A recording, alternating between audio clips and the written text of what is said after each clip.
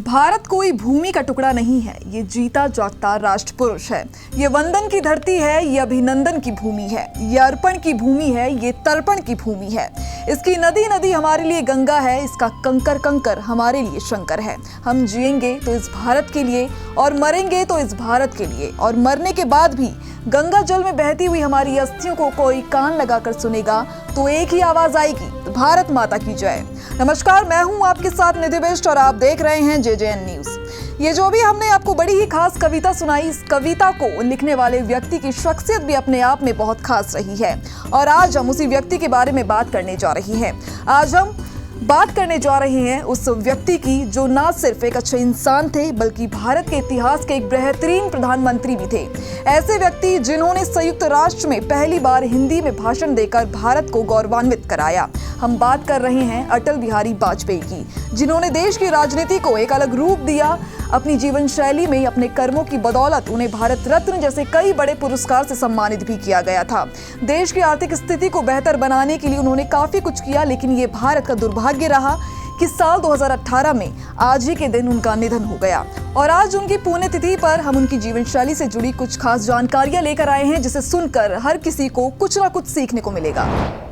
अटल बिहारी वाजपेयी के जन्म की बात करें तो उनका जन्म 25 दिसंबर 1924 को हुआ था। अटल बिहारी अपने माता पिता की 7वीं संतान थे। उनकी प्रारंभिक शिक्षा सरस्वती मंदिर गोरखी विद्यालय से हुई, जहां 5वीं कक्षा में उन्होंने पहली बार भाषण दिया। 8वीं तक पढ़ने के बाद उन्होंने इंटरमीडिएट की पढ़ाई विक्टोरिया कॉलेज से की और अपने कॉलेज जीवन से ही उन्होंने अपनी इच्छा राजनीति में जतानी शुरू कर दी थी। सबसे पहले तो वो छात्र संगठन से जुड़े और फिर उन्होंने राष्ट्रीय स्वयं सेवक संघ के शाखा प्रभारी के रूप में कार्य किया। इसके बाद भारत छोड़ो आंदोलन के दौरान उन्हें 23 दिन की जेल हुई, जिसमें उन्होंने राजनीति में ही कुछ कर गुजरने की ठान ली और फिर पूरा किस्सा ही बदल गया। इसके बाद 1951 में RSS की मदद से भारतीय जनसंघ पार्टी का गठन हुआ, तो उस वक्त श्याम प्रसाद मुखर्जी के साथ वाजपेयी ने अहम भूमिका निभाई।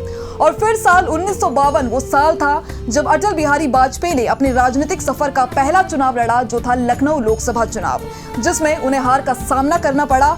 फिर उत्तर प्रदेश के लोकसभा सीट पर हुए उपचुनाव में भी उन्हें सफलता नहीं मिली, मगर 5 साल बाद यानी कि 1957 को उन्हें पहली बार सफलता मिली, जो कि थी बलरामपुर लोकसभा सीट पर उनकी जीत। लेकिन फिर 1962 में वाजपेयी तीसरे लोकसभा चुनाव के लिए दोबारा लखनऊ सीट से उतरे, लेकिन यहां से उन्हें दोबारा हार का सामना करना पड़ा, जिसके बाद वो राज्यसभा सदस्य चुने गए और उनका राजनीतिक करियर ऐसे ही उतार चढ़ाव के साथ चलता रहा, लेकिन वो कभी नहीं रुके। और फिर 1977 में मोरारजी भाई देसाई के नेतृत्व वाली सरकार में अटल बिहारी वाजपेयी को विदेश मंत्री बनाया गया।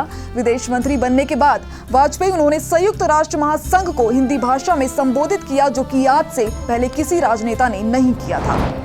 और फिर 1996 से 2004 तक अटल बिहारी 3 बार प्रधानमंत्री बने और इसी के चलते 1996 के लोकसभा चुनाव में भाजपा देश की सबसे बड़ी पार्टी बनकर उभरी। हालांकि वाजपेयी की सरकार संसद में पूर्ण बहुमत हासिल नहीं कर पाई, जिसके चलते 13 दिनों में ही उनकी सरकार गिर गई। लेकिन फिर 1998 में कुछ अन्य पार्टियों के सहयोग से वाजपेयी ने NDA का गठन किया और फिर से उनकी सरकार बनी और वो प्रधानमंत्री के पद पर फिर विराजमान हुए। लेकिन राजनीति की उथल पुथल ने फिर से 13 महीने बाद सरकार गिरा दी, जिसके बाद पार्टी मजबूती के साथ आगे आई और 1999 में हुए लोकसभा चुनाव में भाजपा फिर से सत्ता में आई।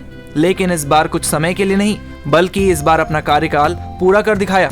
अटल बिहारी वाजपेयी ने ही सबसे पहले प्रधानमंत्री रहते हुए राजस्थान के पोखरण में साल 1998 के 11 और 13 मई को 5 भूमिगत परमाणु परीक्षण विस्फोट करके हमारे देश को परमाणु शक्ति से संपन्न देश बनाया, और ये एक साहसिक कदम था। परमाणु परीक्षण के बाद कुछ देशों ने अनेक प्रतिबंध भी लगाए, पर अटल जी ने इन सब चीजों की कोई परवाह न करते हुए हमारे देश को नई आर्थिक विकास की ऊंचाइयों तक पहुंचाया। ये कहना गलत नहीं होगा कि अटल बिहारी वाजपेयी ने भारत का विकास स्तर कई मायनों में विकसित किया।